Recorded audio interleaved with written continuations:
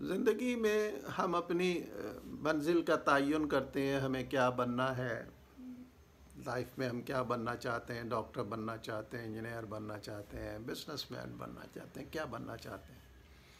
और जो हम बनना चाहते हैं हमें उसी के मुताबिक अपनी तालीम को हासिल करना होता है।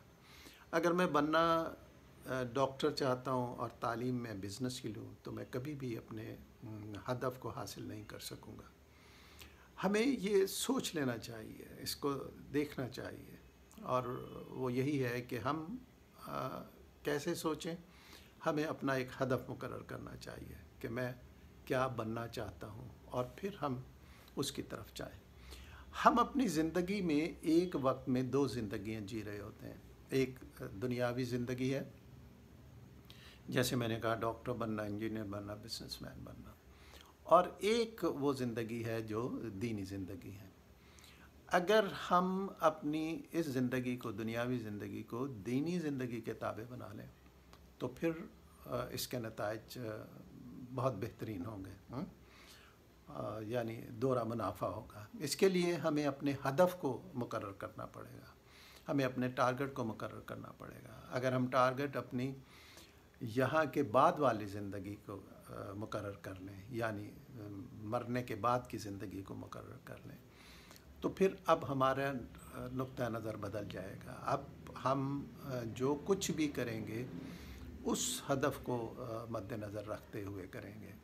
अब उसको हम कैसे कर सकते हैं? मसलन मैं बिज़नेसमैन बन गया और कारोबार चलाने लगा। अब मुझे खुदा खौफी होनी चाहिए, आखिरत का डर होना चाहिए, मरने के बाद ज़िंदगी में सवाल जवाब का मुझे यकीन होना चाहिए, ये सब कुछ होगा।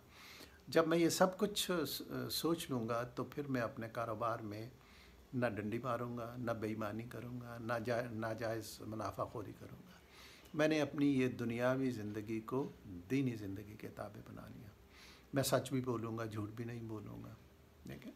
तो हमें अपनी ज़िंदगी को जीने के लिए एक हदफ मुकर्रर कर लेना चाहिए। जैसे हम दुनियावी ज़िंदगी का हदफ मुकर्रर करते हैं, इसी तरह ज़िंदगी का जो अंजाम है, जब हमें परवरदिगार हमें मरना है, मरने के बाद क्या ज़िंदगी होगी, उसका भी हदफ होना चाहिए। तो अगर वहाँ हमारा हदफ कामयाबी है, यानी हम कामयाब हो जाएं, सज़ा से बच जाएं और इनाम में जन्नत मिल जाए, तो उसमें हमारा तरीक़ेकार और होगा। और अगर ये है कि ठीक है यार, जैसे वो किसी मुग़ल शहनशाह बाबर ने कहा था, बाबर बैश गोश क्या आलम दोबारा नहीं, खाओ पियो मौज उड़ाओ, दुनिया में दोबारा नहीं आना। अगर ये रवैया है तो फिर मरने के बाद अंजाम एक दूसरा होगा।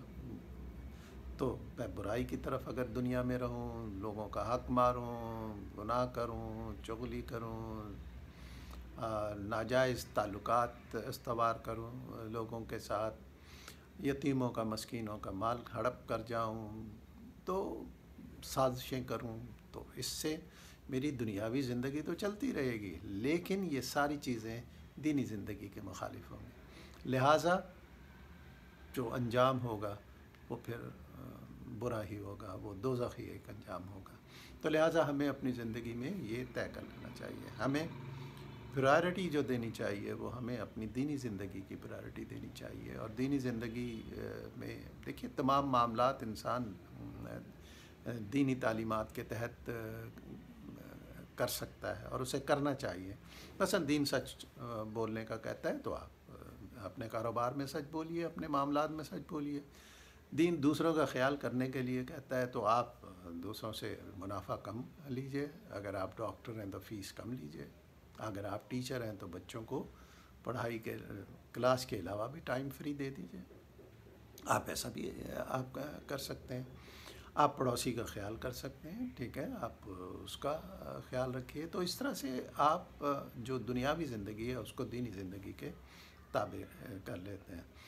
फ़राइज़ तो चंद ही की हैं, बाकी जो दीन है वो मामलात के ही मामले में है, और मामलात हमारी आम ज़िंदगी के तहत चलता है, तो उसको हमें बेमहार नहीं कर देना चाहिए, बल्कि हमारी ज़िंदगी के उसमें तर्ज़ अमल में, उसके करने में दीन की महार डाल देनी चाहिए, ताकि یہ زندگی صحیح اور اچھے انجام پر پہنچ جائے انشاءاللہ.